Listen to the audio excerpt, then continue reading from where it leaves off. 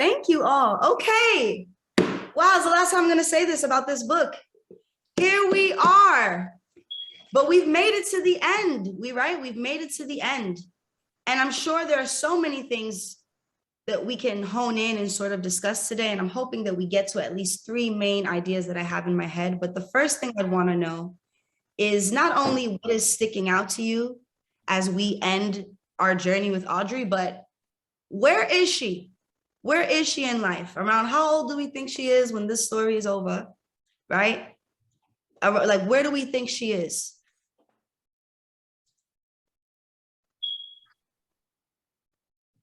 Anything that stood out, and where can anyone answer? Can anyone name, is Audrey, is she still living at home? Is she not, right? Like, we know that she had left home. Did she go back? Where is Audrey at this time in her life when the book ends?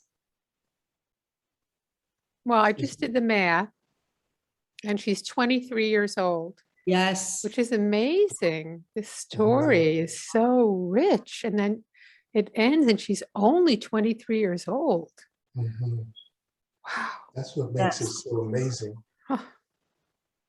That she could be that young and already, setting a path of sort of a broad life to live a well-lived life, I guess. She's already traveling, she's in school, she's becoming a writer, educator. She's already taken on several lovers. Absolutely. Also, if you have thoughts, but you can't unmute yourself, you could feel free to type those in the chat. We'll discuss them together, we'll read them. It feels full almost, right, Ron, is what I hear you saying. Like, there's a full, and Anais as well, which I think is also really brilliant, that she ends the story sort of in the beginning of her life. She's 23 years old, she's young. It's literally the beginning of her life. And it's sort of where we as a reader are brought to a pause. Because we kind of sort of, in our own ways, knows what happened. We know what happens. She becomes Audre Lorde, right? And then she encounters cancer and she passes away. And if you read those journals, you know very well where her mind is at. So we kind of get an idea, but she gives us her origin. And I think it's just so amazing that, she's starting at the end, and I think that's really, really smart and brilliant. Also, how do you think it feels? How old do we think she is when she actually wrote this? It was 1982. I looked it up. Let's do it. Talk to me. The math. So what's the math on that? She was born in what, 1940 something? 34. She's born in 34. She was born in 34. Oh, so what is that? I'm doing it now. 48 years old. Right. She's more than double the age where she ends the book. How does knowing that, what does that do for you? How does that inform sort of what we've read? I'll name it in a different way. What space do you think she would have had to be in order to not only recount experiences, but to be able to create the own mythology and naming herself? Do we think that by the time the book is over, she's named herself? Or is she naming herself as she's writing the final pages of this book? What do folks think? I don't know, so I'm looking for an answer. Good question. I think she's naming herself as she goes along. So do you think that by the end of the book, she knows her name still, or you're saying she goes along, like even after this book is over, she's still? Even after this book, I mean, even though it, for a memoir, she ends kind of early in her life. So she still had, she's only lived half her life. Right. And she still has a lot of life to live. Which is so important to the person she becomes. Because, as we know, there's still a lot of writing for her to do. She gets married, she has children, how does that affect her? And then she enters like our narrative as like a public intellectual, somebody who is speaking on issues and ideas. So there are all these different stages of her life that have not come up in this book. Right. So when I hear you say that, then I have another question, which is a theoretical question for everyone or no one. But I think like, because you're right, she definitely then becomes a name herself.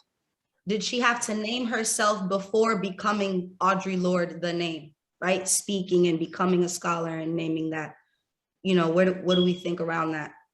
Or if you want to try to tackle the first meta question I put out there, is did she name herself by the end of the book? Or do we think by the time she's writing this, the spelling of her name, she feels that she's named herself? Or I kind of like, Ron didn't exactly say this, but I'm gonna like take his words and add something. I kind of like the idea of her, even if she feels like she's named herself or she's named herself to a certain extent, there's more naming to do.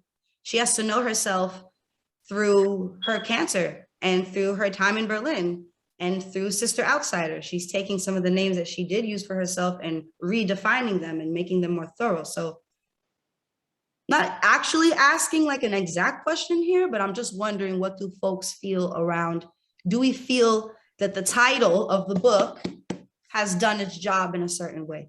Do we feel a sense of her name? No, I think it's a beginning. I think she leaves us like in suspense, because only through this format do I know of her. Unfortunately, I must have missed something in my, I don't know, but I've learned a lot about her, and yet there's more to, you know, I was going to ask you what comes after this book. In a chronological sense, I'll look that up right now. But can you just talk a little bit more? I love this. It's just the beginning, right? So you're saying that you felt that's what I'm getting. More? Yeah, because her experiences with women, you know, they've been, for her, they've been solid, but yet they weren't. You know, they just, I mean, I think we've all gone through relationships, whether it's, you know, straight or gay or whatever. We find people, we hook up with them, and then, you know, we think we're going to stay with them. And then unfortunately things happen, you know. Mm-hmm. But with her, I think her last lover, who was it? Is it, I get confused with Kitty in the book? In the book? Kitty, yes. Kitty. I think she because she's now becoming committed to people of her background. So I think it's just opening up doors for the juicy parts, which, you know, we don't get to really feel here. I mean, we feel it a little bit, but not. Yeah, and Anna, when you say that she's committing more to people of her background, do you mean like in her socio-political sense or in a romantic sense, like sexually? What do you mean? Everything. Because, you know, sexually, she's always kind of described her relationships with women and you know, in a sexual way, but not really the way. And food and sex, I love it. You know, the way she talks about the avocado at the end, and you know, and all that is, you know, it's like, I don't know if she did it with Muriel, I don't know if she did it with the others, but this felt more intense and more delicious. I don't know how to say it, but you know, and it's just like, and because it was someone of her background, her color, you know, her strives, her you know, her political views, maybe, I think they share that. So yeah, she's beginning to find the probably the solace that we then know her to write about much later. Yes, I really love that. And I want us to talk about that sex part a little bit, like how the part around sex and food. Like why do we think she even shares this? What did it feel out of place? But I want to answer your question really quick, Anna, in that I just looked it up. And my heart kind of knew it too, but I didn't want to be inaccurate. Sister Outsider is the next book that is published by Audre Lorde. So literally, it's a term that she introduces in this. And then Sister Outsider, Anna, for your own pleasure, when you're able to read it, boom. It is literally one of her most prolific collection of just thoughts, stories, and words. And I think because she also puts together articles that she sends to other feminists at the time. So to your point, it's the beginning. Also, Sister Outsider, we see her way more political than maybe we'll see her for the rest of her publications, because then she returns to her poet self. So I really love that you were like, so Anna's naming, I didn't know much about her. I didn't know around her trajectory. I didn't really know what happened after the book, but it feels like something is left. And I think we just made the connection that she felt that way too. And that's why she wrote Sister Outsider. So maybe I'm dragging it, or maybe we just discovered something here, folks. Get excited. And so back to food. How do we feel about excited? that? I think feel about the idea of food here, to me, all throughout this book, there's a lot of symbolism that takes place. And I think she's coming to a recognition of, the way I saw it, of daring to allow yourself to change your name. Okay? Because we live in a world where those things are just simply not acceptable. Okay, so all throughout the book, I'm seeing a lot of symbolism. And if you look, if you notice something about the book carefully, in the beginning, the way I saw it, because we get an appetizer. There's a good appetizer in the beginning. Then towards the middle, we're going into the dinner part. Okay, and towards the end of the book, if you notice, she was even very detailed, explaining, like in that last paragraph, she talks very detailed about the styles and the clothes that certain cultures and certain people wear. Okay, so we even get a dessert when it comes to, you see. So it's interesting that you caught up on the food part, because I'm looking at the overall writing, and that's her style. Every author seems to have what I consider to be their own signature. Every author that we pick up, sooner or later, we're going to see a pattern with their style. And I think that's what we were able to see here with Audre Lorde. Okay, so I definitely love that. I love that idea that this is part of, but the reason why I felt unfamiliar is because she actually is not this, I'm gonna take Ron's word that he used last week because it felt good. She's not this gratuitous when it comes to sort of even within herself.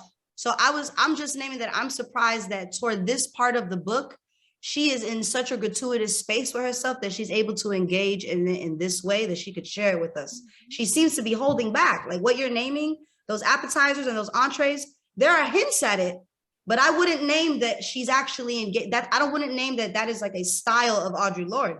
I think the poetry and the projections are there, but she's talking about food. Really, I want us to just, I see what you're naming, RG, deeply. And I want to say that this last part feels different. That's what I'm saying. It's not just, here's another part, here's a dessert part. It feels like she's driving something, and that symbolism that you named speaks to me. So I want us to take a minute, maybe look at it if we want. Tell me what the symbolism is. What is she saying? Let's talk about it. What is she saying exactly with the aguacate? What was it? The aguacate. What is she saying? And not maybe what she's saying, how do we interpret avocado? Literally, like why these things in this last part? Because it's Caribbean, I think. So avocados are the best food ever. They're so delicious. Absolutely. So you think that Caribbeanness, that Blackness, sort of naming like there's a comfort in that? Is that what we're saying? Maybe. Yeah, comfort. And Okay. There was a part when in that whole section with Kitty, where she was saying that Kitty would go to the market, to the Puerto Rican market under the L, or under the train, and she'd go to the West Indian market and she'd get these fruits and she named them.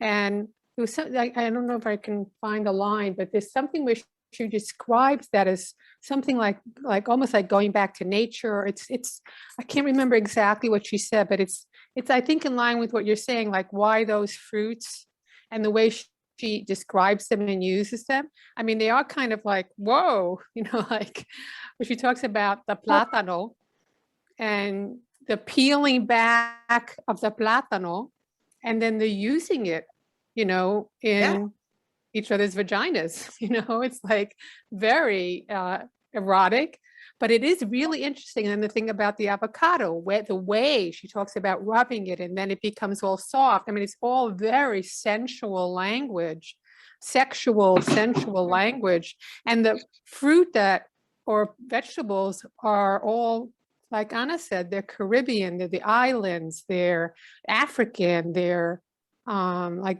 down to like the origin. There's a way, I can't, maybe I'll take a moment and look, but there's a way she describes it that I think is with what you're talking about, Paula. You know, That like, now when you eat avocado, you have a different meaning for it. Right. Well, at least I do. Right. Because again, I want to name that I think Audrey is touching on a very, I think it's a poetic style of Lorde's to sort of give us a lot of I say flowery, but I mean a word way more powerful than that. But flowery is powerful to me. But she gives us a lot of emphasized flowery language in order to get us comfortable and maybe in what otherwise would be discomfort. So that definitely is a Lorde thing. Now, how sexual and how deep she goes, I wasn't even in her journals around use of the erotic. While she's very sexual in that, she doesn't write pleasure. She writes more the meaning behind why pleasure, you know, and that itself is pleasurable. It's a pleasurable conversation. So she's smart, but it's different than this. This last part feels very much, I think, sort of what Anna also named and what Anais named, which is, it's not only naming herself, but literally, I want to say like the word relish, like relishing in the different parts of what her identity and who she is allows her to be in, and something that would otherwise be uncomfortable. I want to use the word climax unironically here, but it kind of feels like a climax of her own sexuality in that way. Like whether I identify as gay, straight, queer, I'm actually engaging in my sexuality. I'm actually seeing it in a certain way that exists outside of, you know, heteronormativity and with another person that is closer to me and how I look and how I feel. Ooh, hot and heavy, baby, hot and heavy stuff. I found the section on page 249. Can you give us a reading? Yeah, on 249, the first paragraph down. She says, I remember Afrikate. I think that's how you pronounce Afrikate. Afrikate, like Kate, Afrikate. Oh, Afrikate. Yeah. I remember Afrikate, who came out of a dream to me, always being hard and real as the fire hairs along the under edge of my navel. She brought me live things from the bush and from her farm, set out in cocoa yams and cassava, those magical fruit which Kitty bought in the West Indian markets along Lenox Avenue in the 140s, or in the Puerto Rican bodegas within the bustling market over Park Avenue on 116th Street under the Central Railroad structures. I got this under the bridge was a saying from time immemorial, giving an adequate explanation that whatever it was had come from as far back and as close to home. That is to say, was as authentic as was possible. Mm. And tell me what that means. I mean, then, well, that thing about, well, the description of, you know, of her like a dream, out of a dream. And she brought me live things from the bush and from her farm. And just the words are so lush. The words are lush. Cocoa yams and cassava and then that when she says, I got this under the bridge was a saying from time immemorial. that's just like, to me, that was what I was trying to capture before. That was the phrase where it's like, it goes back to earth, back to, there was a beginning of time. It's like what always was. Mhm. There's a real depth to, for me, there's a real depth to that, how she's describing that. The Right. connection she makes. Right. So again, here we see Yeah. Lorde brilliantly, not only using symbolism, because I think symbolism is important, but symbolism sometimes implied the unsaid, but she's saying it. She literally said it. This feeling is, it's not like a thing. It's not as if a thing. There's no metaphor. This feeling is that. Beyond immeasurable, right? And, Something that goes to the beginning of time, something that goes back. and the last sentence in the epilogue just brings you back to that, where she's going back to her mostly her mother's Mhm. background, you know, because this is something that maybe she tried to distance herself from, maybe not intentionally, but she did. But now she's coming full circle back to. For sure. Let's read the No. epilogue aloud for sure. Because I think, and I want to name that that's the difference here, and that so in what we're naming around the sex and the relationship with this woman, it's like these understandings of myself and this feeling that I'm having, I don't trace them to my mom or to an ancestor. It goes back to the beginning of time, because queerness, identity, all of that has always been there, right? But then in the epilogue, she goes, but as for myself, this is where you could find me. And I think it's less about the names that she calls herself, but I think this is how Audrey names herself. She's saying this queerness, this sexuality, the social political understanding, that goes back to the beginning of time. I can't even trace it. I could only tell you how it felt when I was with this woman. That's the closest I can give you. But in the epilogue, she says, but as for me, these are all the people and all the things I tried to run away from, Anna, what you said, and all the things I was trying to figure out that allowed me to be me. So let's read the epilogue together on page 255. Every woman I have ever loved has left her print upon me, where I loved some invaluable piece of myself apart from me. So different that I had to stretch and grow in order to recognize her. And in that growing, we came to separation, that place where work begins, another meeting. A year later, I finished library school. The first of a new decade was waning as I walked from 7th Street for the last time, leaving that door unlocked for whatever person came after me who needed shelter. There were four half-finished poems scribbled on the bathroom wall between the toilet and the bathtub, others in the window jambs and the floorboards under the flowered linoleum, mixed up with ghosts of rich food smells. The casing of this place had been my home for 7 years, the amount of time it takes for the human body to completely renew itself, cell by cell. And in those years, my life had become increasingly a bridge and field of women. Zami.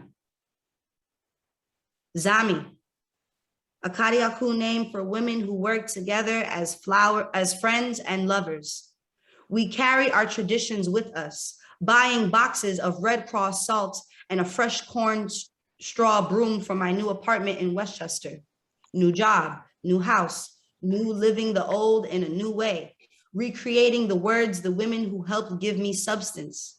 Then she names them. She says, Malise, Deloise, Louise Briscoe, Aunt Annie, Linda, and Genevieve, Mawulisa, Thunder, Sky, Sun, the great mother of us all, and Africate, her youngest daughter, and the mischievous linguist, trickster, best beloved, whom we must all become. After Audre Lorde names them, she then goes on to let us know their names, selves, faces, feed me like corn before labor. I live each of them as a piece of me. And I choose these words with the same grave concern with which I choose to push speech into poetry. The mattering core, the forward vision of all of our lives. Once home was a long way off, a place I had never been to, but I knew out of my mother's mouth. I only discovered its latitudes when Kariakou was no longer my home. There, it is said that the desire to live with other women is a drive from the mother's blood.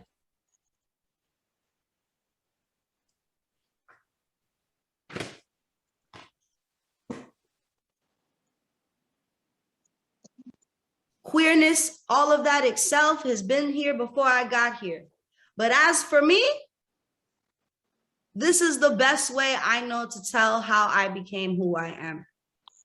And implying when it's drawn from the mother's blood, this is a way we are born. It's not a thing or a choice or a way that we're pushing. She's implying this is legacy. This literally comes from my family. They gave it to me, all of this. Whatever I was running away from, it didn't even matter because I was that. And that is queerness. It's being a lesbian, feminist, Black woman person, right? Like that like there's a symbolism there, but it's not. Like she's literally saying that's what it is.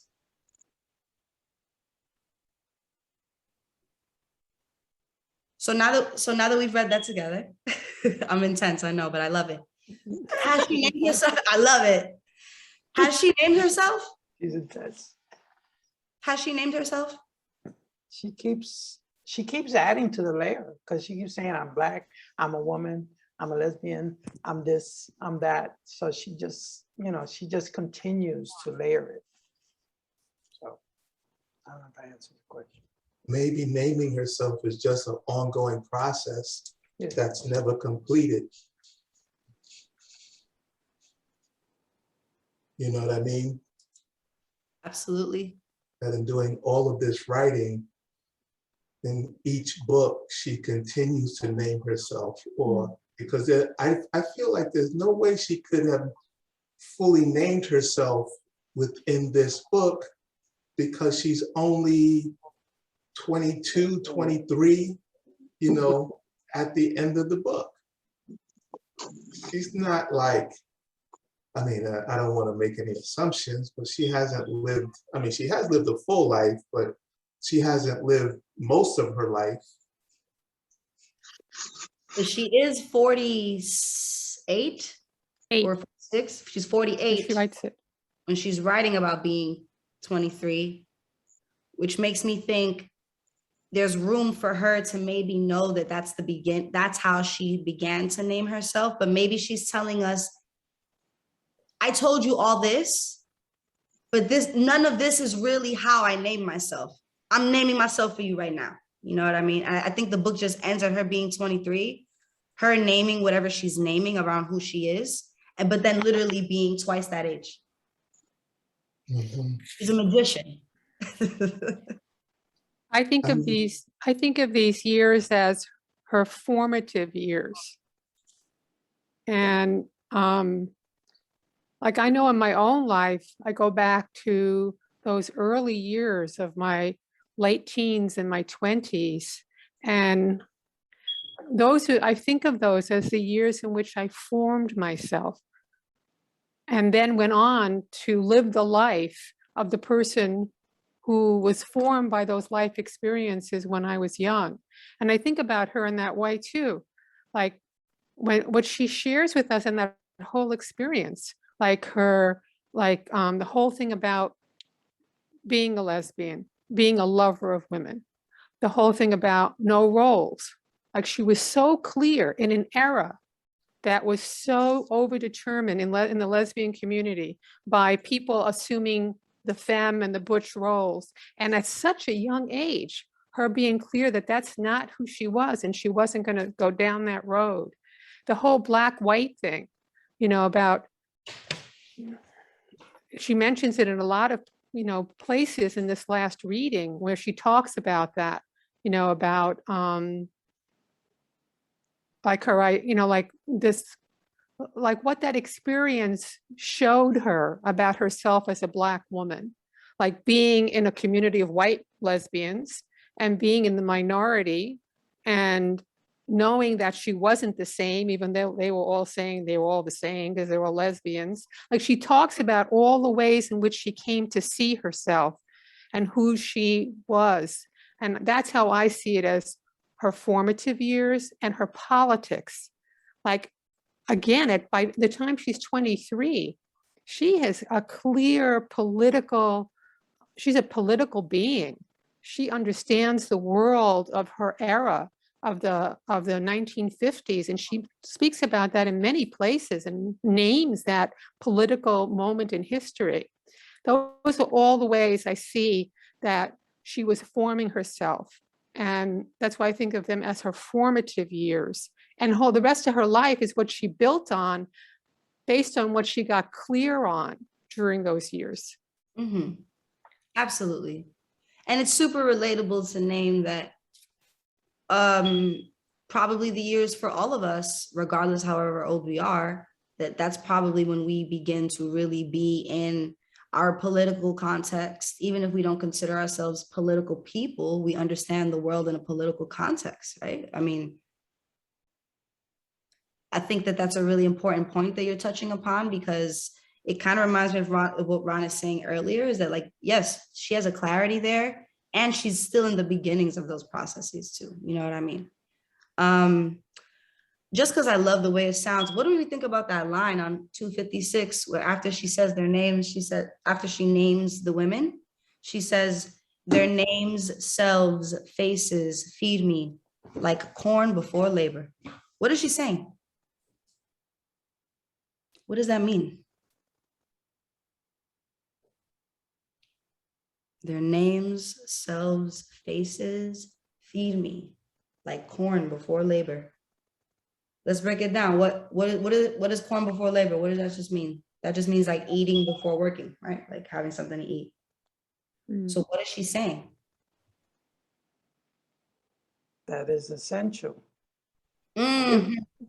Gives her strength. Yeah. Gives her strength. It fuels her, right? It's not only something she carries with her, which a lot of us have that. A lot of us carry our past and the people who impact us with her, but she's saying it fuels me.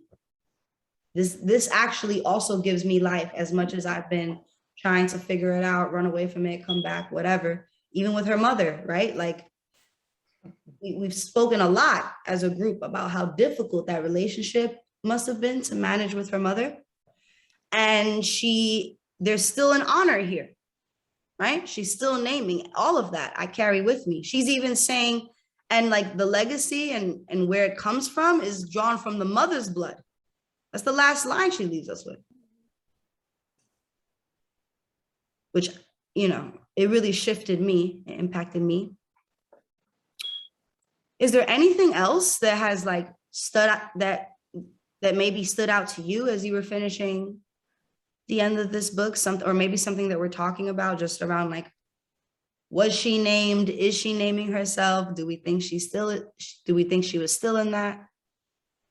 You know, what stood out to me was that even though she is not trying to fit into any neat category as far as naming herself, there are these hierarchies within the lesbian community, and it is not a free-flowing community like one might think. You know, I mean, she clearly describes butch dykes, femmes, and if you talk to the wrong person, it just feels counter to how, at least in my mind, how I think, oh, you're gay, I'm gay, you know, let's be friends. And it particularly then, because it was so much about survival, you know, your life was literally in danger, you know, if you went outside your community with your whole self. But even within her community of queer women, there were all these different stratas that Audrey had to still navigate, you know, for her own personal safety and peace also. And I think, yep, I think that's really relatable for any sort of group, or if you want to name, you know, I don't want to sit here and name an oppression label, but if you find yourself in a non-cishet white male body, right? I think we can name that happens, that hierarchy sort of within systems and communities, like just because, you know that phrase, it reminds me of that phrase, not all skin folk is kinfolk. Like, I know we're not talking about race, but it does remind me of that idea that just because we identify similarly doesn't mean that I'm not going to have my own privileges within our identities. You know what I mean? And I think that is sort of what Audrey in 1982 is when the book is published. 84, sorry if I got that wrong. That's sort of also what she's trying to show folks at the time. And I'm going to name, this is not to make, I'm not singling you out, Ron, but something you said was really important. I think in a cis hetero culture and a heteronormative culture where we see heterosexuality as the norm, everything outside of standard Christian Judeo sexuality seems like a free for all. And that's actually like a misconception and a notion that we as a heteronormative society have around queer people. And it's part of the biases that queer people face, because it's like, oh, they're just having sex everywhere and just being sinful and just all of these things that aren't necessarily true. Not that Ron said that, but I'm just acknowledging for us as a group, right? That like heteronormativity really pushes that idea that like, because, you know, this when you think about the sexual revolution, part of the reason why people name that is not, it's because it's not only white cishet males naming sex, it's all these other people being in it. And I think oftentimes queer people, queerness is around identity, not even necessarily sexuality. And I feel like that is where we in a cis heteronormative society sort of project. And I want to make sure that we always as a group are naming that, like, yo, Audrey definitely navigated that and was trying to say that, you know, in the 80s, like, no, I'm sorry. I had nothing to say.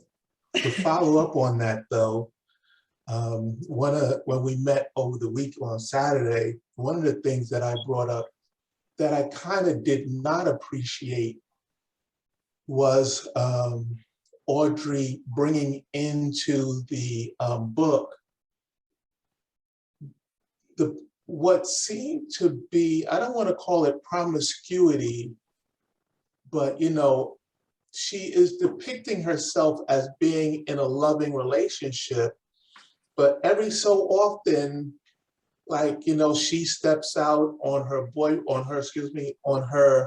lover, or her lover wants to have somebody new come into the relationship.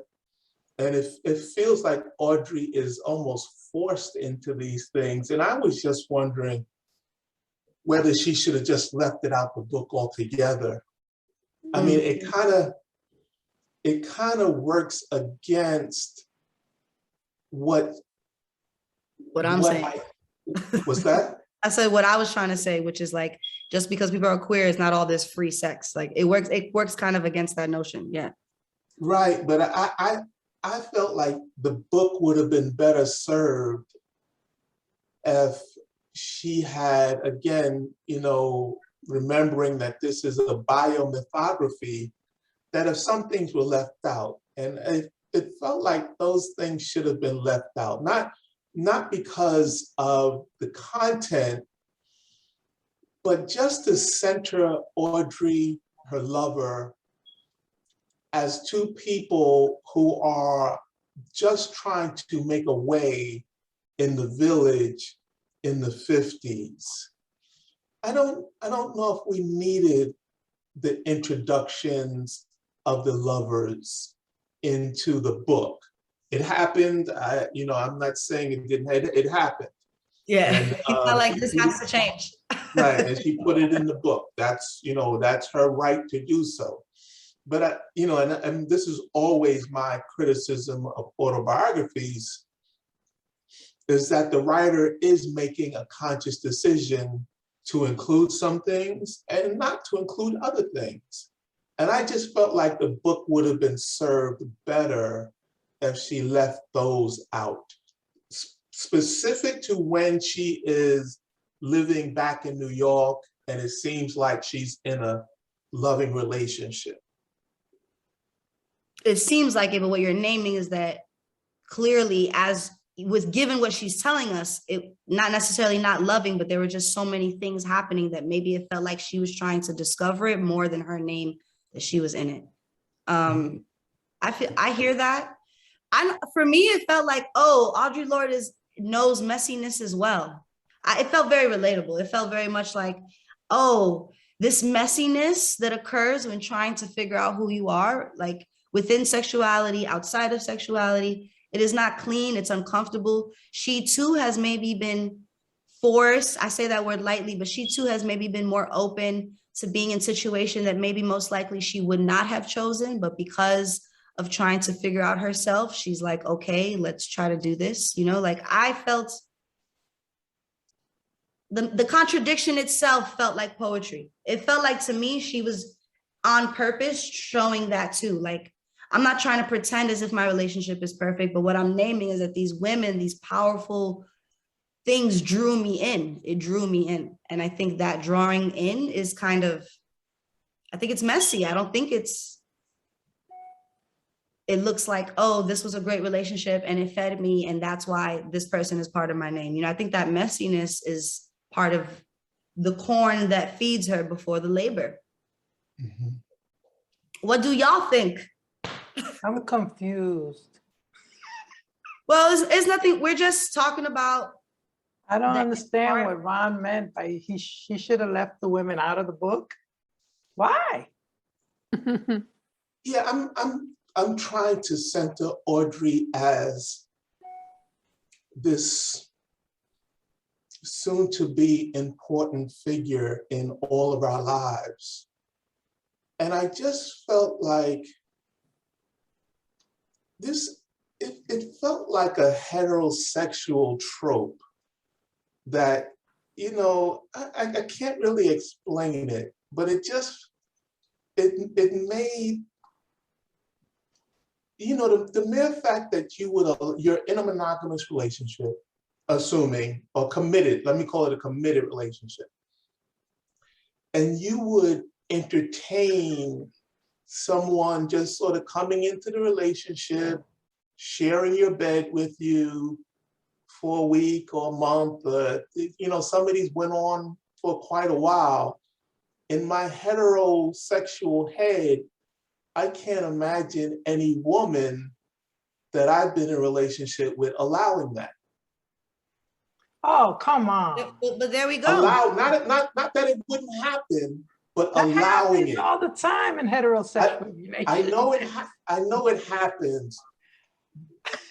But he's saying that felt different though. This is not somebody stepping out on someone in like a sneaky kind of way. They were inviting or accepting, if one invited the person into the relationship. So the relationship went from being 2 people to 3 people. Mm-hmm. And what about when that friend steals the money from them? That was nasty. Yeah, I agree. That was not sexual. It's what happened. But I think it didn't it start out as sexual? Yeah, they were sharing. Yes, they were, for sure. They were? Mm-hmm. Yeah, and then all of a sudden, you know, and it's not like somebody snuck out on them and like one of the partners, like Audrey, snuck out and was seeing this woman on the side. The woman was in the house. It's polyamorous. I mean, it's like in so many ways she was 20 years ahead of her time, you know. But you know, that's cool. But I think that if you are going to talk about polyamory, you have to introduce that in a tangible way into the book, to me. I'm not saying to you, I'm just saying, I'm speaking to the metaphorical you, not you. I'm just speaking to you like the guy from Netflix you. I think if you or if one has that lens, it's simply because you're still seeing it in a heterosexual lens. Yes. You. Now I'm looking at Rob, but I'm not looking at him. You. I think one is seeing it in a heterosexual. I think we are programmed to kind of have things eased into us because heterosexuality is the norm. But I think she is doing a very patriarchal writing trope. But to me, it's like flipped. It feels powerful a little bit because it's, and because she's a writer and she's a scholar and she's an academic scholar, so she's aware of the other identities that are doing this very work that she's attempting to do, which is tell her life story, right? She's set up already against those kind of key players. So she is sort of in that game. And I think it's like through a hetero lens, they can just name it. So I'm just gonna name it. Shit, maybe not all that, but I'm just gonna name it. I'm gonna have that. And I think often we as a heteronormative society, all of us, other things outside of that have to be eased in because we automatically don't see it, you know, but maybe someone else in her experience and her identities reading it doesn't need it eased in. Maybe they're just like, oh, got it. Great. Wow. Great to see someone just named that. How messy or how crazy it is. This is not an objection to Ron, folks. I'm just, again, naming something else because I do hear what you're saying, Ron, and a lot of folks were sharing that last week too at our other last session. So it makes sense. But part of it is our heterosexuality and the way it blinds us. I don't get that. I don't What get don't it blinding us because Don't it was I- just something that happened. I don't understand. It happened. Well, I'm saying about what Ron is saying that blinds Well- us. You know what I'm saying, Anna? I didn't say that experience blinded us. I'm saying, I can't see, honey. It says Ron's gone wrong. That's a Yeah. movie. Oh, that's a movie. I was like, what? Movie coming out soon. Yeah, I'm naming that our I'm not in it. heterosexual lens, our societal heterosexual lens absolutely Oh. blinds us sometimes when we're trying to understand why someone would include something else, especially something that doesn't make you look like you got your shit together, right? Like something that's like, wow, Audrey, you're literally telling us how you're trying to grow into this lovingness. And then you share this really odd end story and we're at the end of the book. Mhm. We're toward the end, it's the final few pages. So that discomfort, I get it totally. But I Do also you think it really happened or do you think she made it up? Yeah. This no, It it bio- happened. I'm not saying It's it didn't happen. women It trying, happened. in that period, it was women trying to find new ways They of were loving. It experimenting, had a right? lot of, Like- for me, it had a lot of authenticity. It Yeah. wasn't just some wild thing. Like they were very in love, Muriel and Lorde, and then they were really good friends with Lynn. And then this thing comes together and they're Yeah. already outside the box. They're sister outsiders. So they're already outside the norms and it allows them to say, well, why can't we all love each other? I love you and you love me and we love each other. We love, like, let's create Kumbaya. something together. It was very outside the box anyway, because that's how they were living. And I was very like inspired by that courage to try to create. And it is hard and it failed. But that courage of trying to create a new way of loving. And initially, like with the Yeah. first experience with this woman, Lynn, who then betrays them, you know, it seems like it was very beautiful and sweet and full of love and sexuality. And innocent, maybe. And they were young. They were 21. They at were that, you know, actually like- young too. I forget that part. Come on, man. Think And that about it. hones, and I think that point, Anais also names and hones Lorde's own sexuality as she gets older, because it's the idea that Yeah. she's gonna have these experiences and these engagements. But I want to name that even as she's opening herself and experiencing, and that's why I like the fact that it ends that it doesn't work out. Because this point here, is a point that I think Ron is making, which is that, like, you don't want to be in this open relationship, Audrey. You're clearly not that comfortable. And you writing to me, you're fronting to me right now as if you're completely ready for this thing. I feel a tension. She doesn't name it implicitly, but I do feel a tension between her being young and wanting to figure out who she is and being kind of like, I don't want to do this. And I think not all Ron is saying, I just think a facet of what Ron is also naming is like, oh, she didn't want to do that. So bye, Anais, I love you. Love you all. We love you. Yeah. Ron is naming, not, oh, why did she do that? Or why is she telling us about it? But it's more like, well, if you didn't want to do it and you had whatever experiences you had, why kind of tell us? I think that is what Ron is saying. I don't think it's anything about adding her. I think he's naming, whoa, you didn't even want to do that. And you're writing about it and you're taking up. What do you mean you want to do it? It happened. It happened, but I just explained what I meant in that it happened, but she was uncomfortable. And why then put that in the book? She doesn't put everything that happens to her in the book. So why this? Why not? And that's a fair question. Yeah, why not? But it's why? In the book, it's in the book. I'm saying I don't think it should have been in the book, but I own it, or at least Audrey owns it as her reality. And I'm not trying to edit her reality. I'm trying to edit the book. And I often say that those are two different things. Why not? Like, why not put that there? Again, Right. I saw it as a poetic choice, you know what I mean? But clearly Audrey could do very little wrong for me. So I'm just kind of like, oh, it's poet. If I don't understand it, I'm like, oh, it must be poetry. I just want to take a minute and highlight what's been going on in the chat real quick, because it's been good stuff. Liliana, thank you. Naming that audio's not working, been trying to share for the past 15 minutes. But Liliana's like that for them, it makes it clear that the way Audrey ends, she's letting us know that she is not just one thing.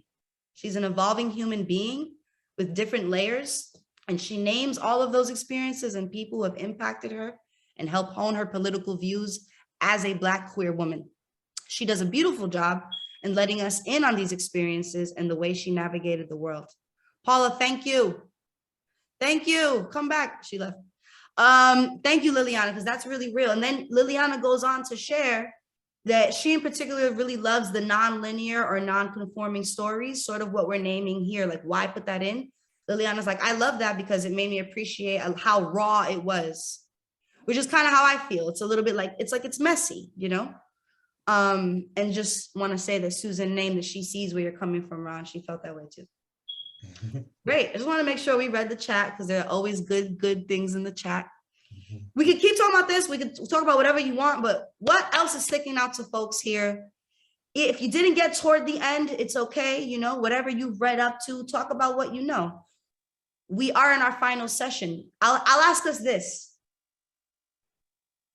Walking away from this book, what's something that you think Lorde wants you to know about yourself? There's no other reason why you share experiences beside being a really good storyteller. You share experiences because you want people to feel themselves. You want people to go, oh shit, I had that experience too. Or I see myself in that too. So what do we think Lorde is trying to ask us to see within ourselves here? What's the big ask? I definitely think she's trying to encourage us to build our own narratives. Regardless of the fact that they might not be the quote unquote normal narrative that she's creating a space. From the way she wrote about her parents, her education, her lovers early on. She is, asking us to identify the people in our lives who affect our lives and write honestly about them, honestly and thoroughly about them, and don't hide their shortcomings and don't hide their scars, but, put it in a book and write about, if you can, write about it poetically. Embrace it, right? Yeah. Barbara shared, I believe she may want us to see our own potential different layers. Absolutely. Not only like who we are, but the different parts of us, literally the parts that aren't so clean, right? The parts that are messy. I think she's asking us to consider, what would it look like if you, okay, whoa, I'm about to do it. Here we go. What would it look like if you could name yourself? Does anyone here feel like in their own way, in their own stage, in their own life, and you don't have to share with us what that is, that's on you, but you feel like, do we feel like, oh, I'm at an age of my life where I've named myself. I can name myself. Or do I feel like, or does anyone feel like I'm still trying to figure that out? You mean literally first name? I've done that. My given name is Deborah Faye Anderson, and every Black child born in the 50s was named Deborah. Every third girl was named Deborah. And somebody started calling me D. Faye. Oh, there are no D. Fays in the world. I like that. And it's a conversation starter, and I always have to explain how to say it. So yeah, I think some people do name themselves. Thank you, D. Faye. That's beautiful. Anyone else? Susan, I think you're on mute, honey. It was just a joke. I renamed myself Peanuts because it's my favorite food ever. So my nickname is Peanuts. Any particular kind of peanuts? Spanish peanuts. They're great. Okay. Spanish peanuts. Something that Susan's saying is making me think, though, you know, of course, that's like a very, very, very cute nickname. But have you ever just had to like see yourself differently or name yourself just to be able to step into a space? You ever woke up one morning and be like, all right, Paula the Destroyer, I'm gonna just fuck it up today. Everything I do, I'm killing it. Or have you ever woken up and been like, all right, Ron the smooth guy, this date? Has anyone, you know, it doesn't have to be like that, but have you ever had those kind of experiences? Or like before you walk into that room with your kids, you're like, okay. Right? I think naming ourselves also, it hasn't been as explicit as Lorde has been able to sit down and write a book, but we can all sit here and say that the different hats and the different ways that we serve are different parts of our name. And if we were to consider how we name ourselves in our lives, that's really important, right? Well, when we're dealing with our kids, we should be loving and caring and giving and proud of them. And totally. Absolutely. And feed them peanuts. Even peanuts. Oh. We usually end our, not usually, I've gotten used to this. It's not true though, what I'm saying. I'm like, we usually end our session with an author, but I will name that Ron has been doing an amazing job in getting authors. Let's just take a second, mini clap for that. Just yes, that community. Black man go, Black man go. I know he makes miracles. You've been bringing us authors have been able to join the chat, and as we know, Audrey can't join us today, right? Even though we did call her and we named her. But what's a question you have for her? Given that we finished the book in this part, is there a question that you still would, if you could ask Audre Lorde a question, what would it be? Barbara?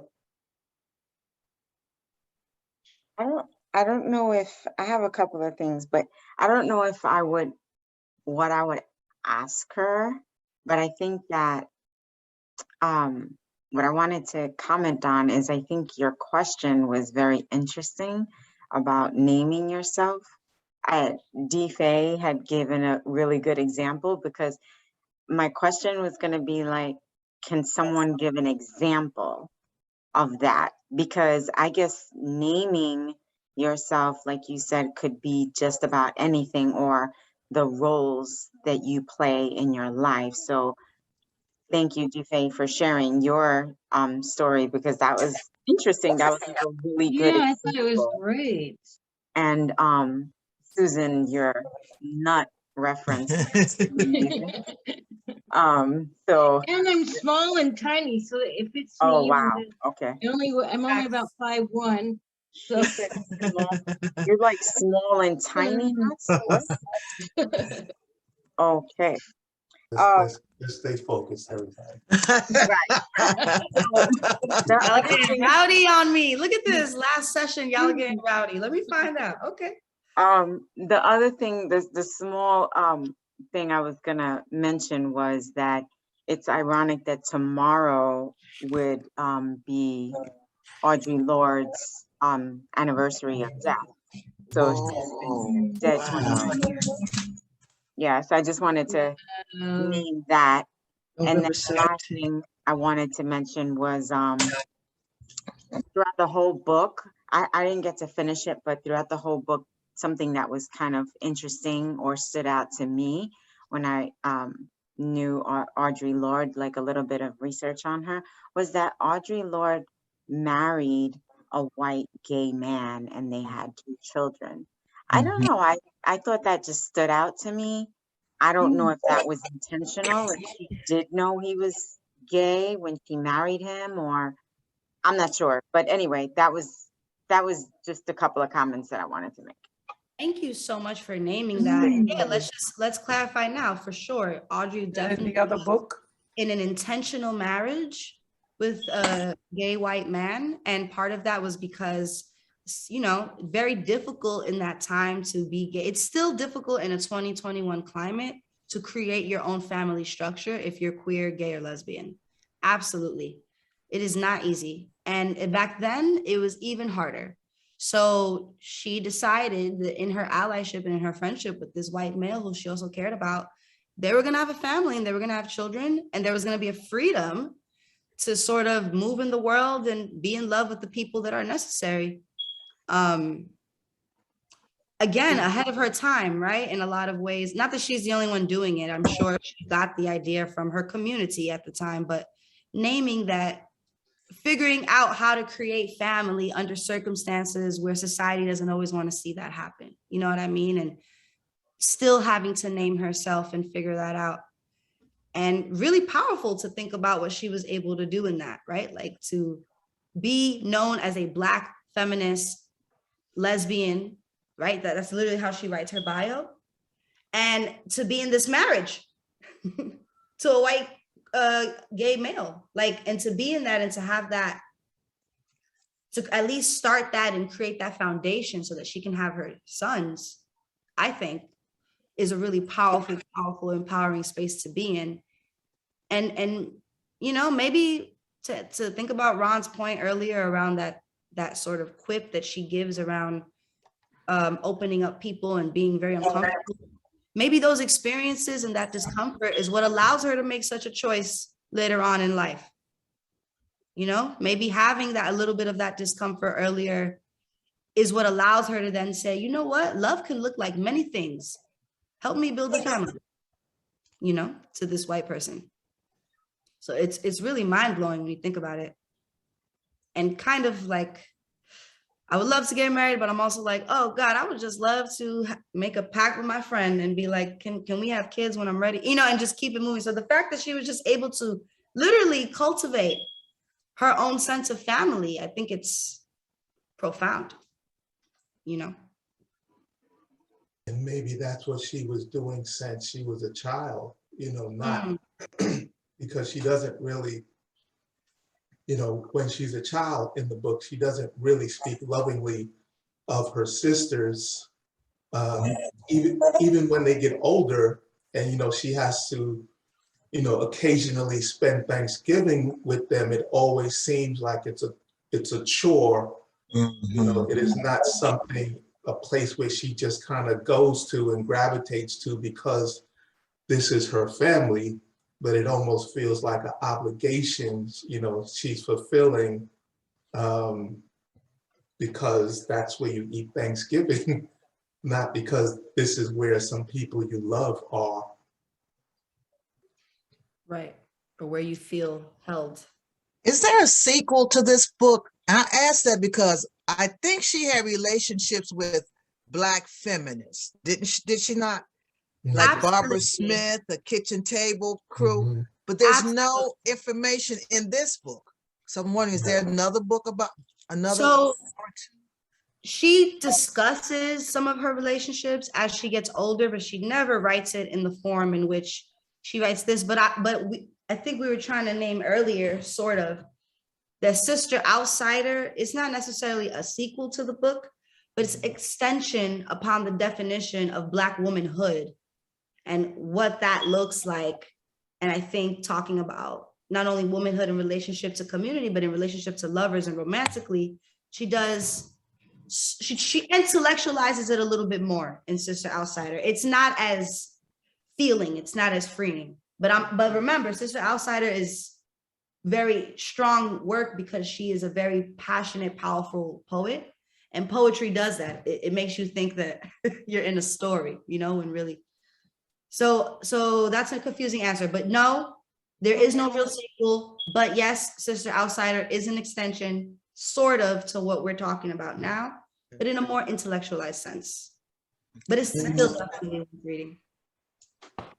One of the things about this book is that so many young lesbians have taken this on as a book that kind of helps guide them and helps sort of defines who they are as young people and how they can sort of, you know, navigate similar paths. Not that, you know, we're all different people, but the whole idea of defining and owning your identity, which Audrey does in this book, in spite of, you know, the circumstances of her birth, in spite of living in a so-called progressive city that is really no more progressive than any other city. You know, a lot of young women, particularly young lesbians, have taken this book on as, like, you know, part of any like mandatory feminist syllabus kind of book. Yep. So that has really helped this book like stay in our conscious. Totally. Is it using the curriculum? Who's curriculums? I'm sorry, Anna, can you repeat that? Is this book used in the school curriculum? That I don't know. What school? Whose school? Well, the New York City Public Schools, for example. No, I have not heard of this book being used, and I'm sorry to say, perhaps Audre Lorde, I think she knew at an early age what her situation was. And that's, you know, Ron, you mentioned earlier about her relationship with her family, you know, and she talks about that in the book and everything, but I think she came to a realization at an early age that there's some things that she would never be able to express to them. Okay, and a book like this, Anna, our schools are not at that level of being able to accept the proper curriculum that they should. You know, we can have a whole other hour discussion on that, Anna. Okay. There's a thing called, yeah, the New York Public Library is bringing. Well, I was going to say maybe not New York City public school curriculum, but let's be very clear that at a collegiate level, yes, this book is taught in many schools. So let's be clear, at a collegiate level, when. But I know Anna is talking about the regular high school, the regular even middle school kid. Well, like Dr. John Henry Clark said, there's a thing called a curriculum of inclusion. And he changed it and called it a curriculum of correction. Has not been installed in our schools. Okay? Yeah. I'm sorry to say, but it hasn't. A book like this, I feel, should be read by the high school. It should be a part of your literature curriculum. Because I feel if you have to learn all this nonsense about William Shakespeare and all that is mandatory, okay? So, but I'm sorry, we haven't come to that level yet, okay? We haven't come to that. Yeah. We should, but it's just not there. That's what Audrey is talking about. Right. She's talking about what is accepted and what is not accepted. And the only way that she could express herself is by writing. That's the power of literature. Okay. And she knew, I wonder if that's why she's a good writer.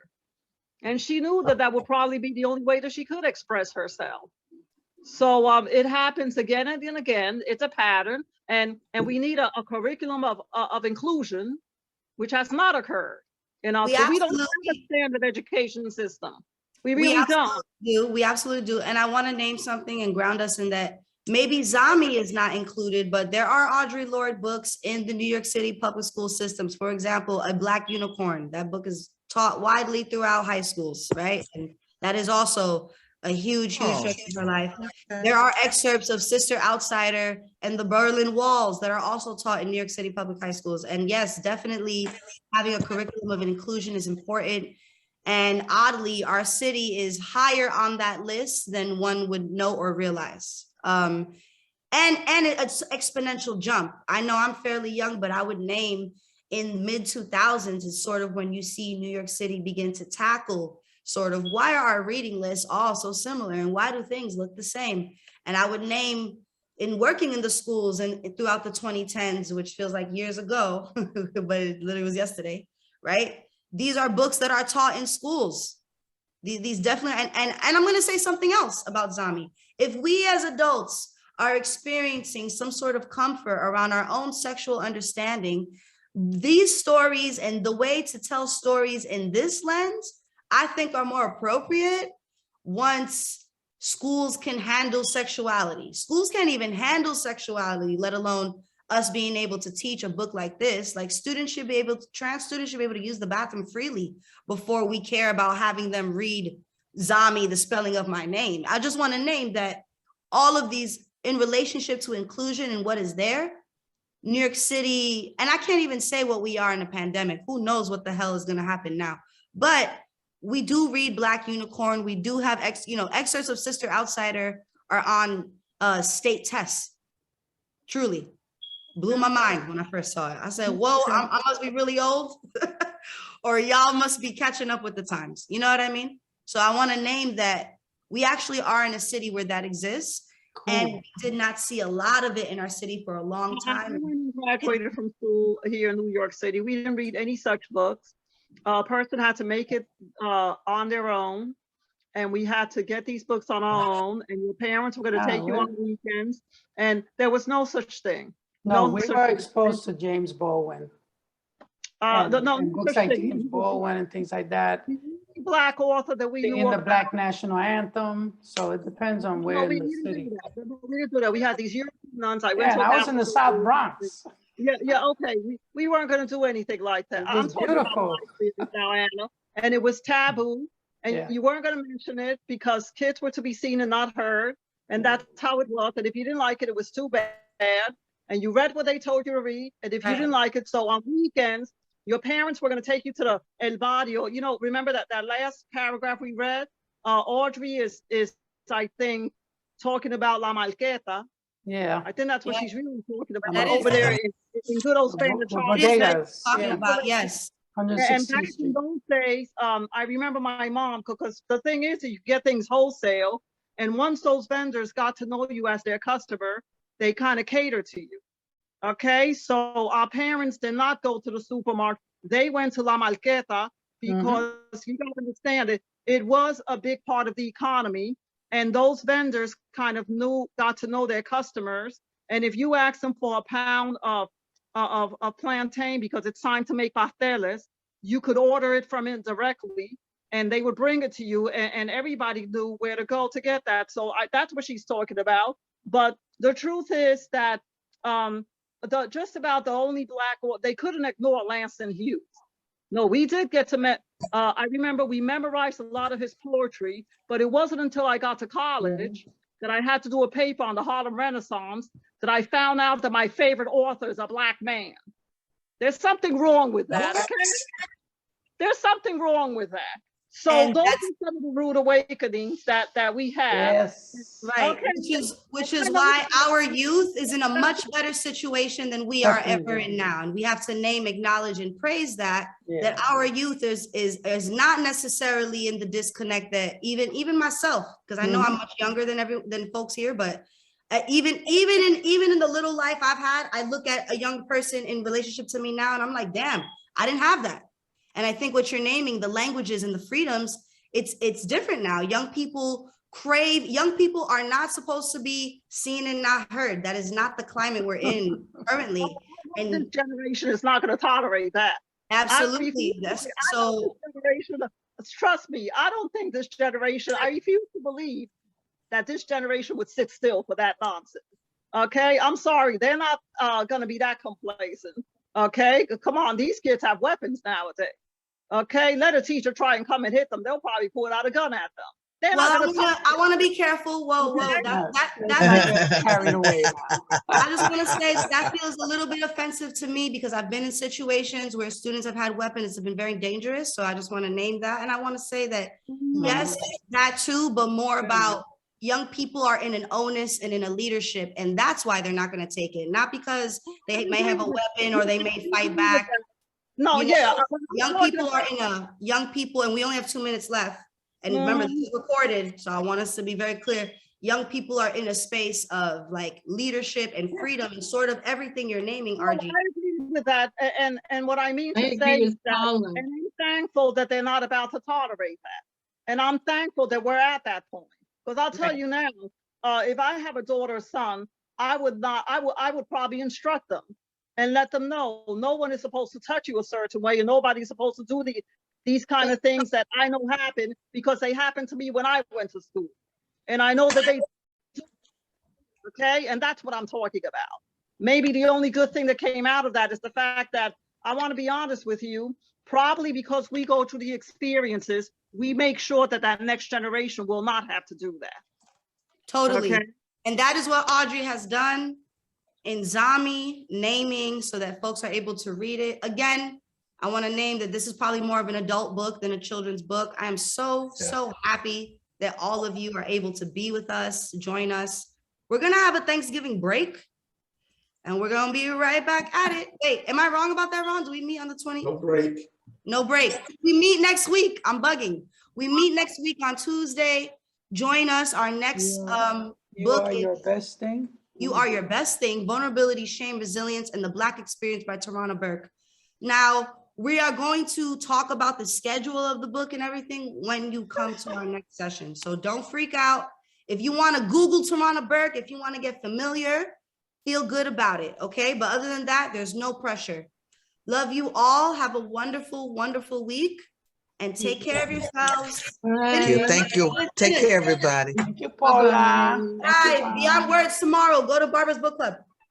I'm going tomorrow. I Go to can't Barbara's wait. book club. I love Barbara. Bye, everyone. Bye-bye. Thank you.